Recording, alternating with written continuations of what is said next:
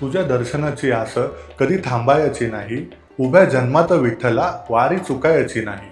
उभ्या जन्मात विठ्ठला वारी चुकायची नाही. उभ्या जन्मात विठ्ठला वारी चुकायची नाही. 2026ची आषाढी एकादशी वारी सुरू झाली आहे. पण संत ज्ञानेश्वर महाराजांची पालखी नेमकी कोणत्या मार्गाने पंढरपूरकडे जाते? चला तर मग जाणून घेऊया.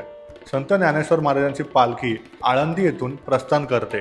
त्यानंतर पालखी पुणे, सासवड, जेजुरी, वाल्हे, लोणंद, तरडगाव, फलटण, नातेपुते, माळशिरस, वेळापूर, शेगाव, वाखरी असा प्रवास करत पंढरपूर येथे पोहोचते. या संपूर्ण प्रवासात लाखो वारकरी टाळ मृदुंगाच्या गजरात आणि ज्ञानोबा तुकारामच्या जयघोषात सहभागी होतात. ही वारी केवळ धार्मिक परंपरा नसून महाराष्ट्राच्या संस्कृतीची आणि भक्तीची जिवंत ओळख आहे.